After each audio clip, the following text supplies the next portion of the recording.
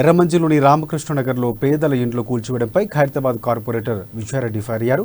పేదలకు మీరు ఎలాగైతే డిమాలిష్ చేశారో అలాగే బీఆర్ఎస్ భవన్ కోసం ఇచ్చిన స్థలాన్ని కూడా కాంగ్రెస్ పార్టీ అధికారంలోకి వచ్చిన తర్వాత ఆ స్థలాన్ని తామే తీసుకుంటామని విజయారెడ్డి హెచ్చరించారు.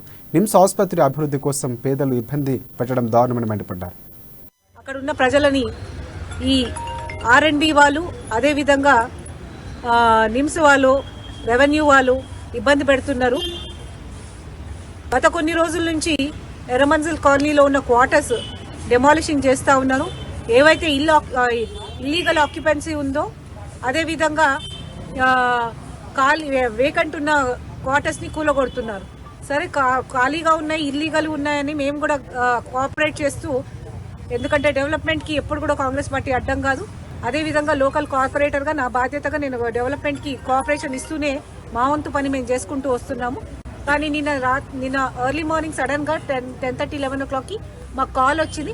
ఇట్లా మాకు 58 GO కింద పట్టాలు మీరే ఇప్పించారు. అప్పుడు నిమ్స్ ఎక్స్టెన్షన్ పేరిట అక్కడ ప్రజలని క్రైమ్స్లకు గురి చేస్తూ ఉన్నారు.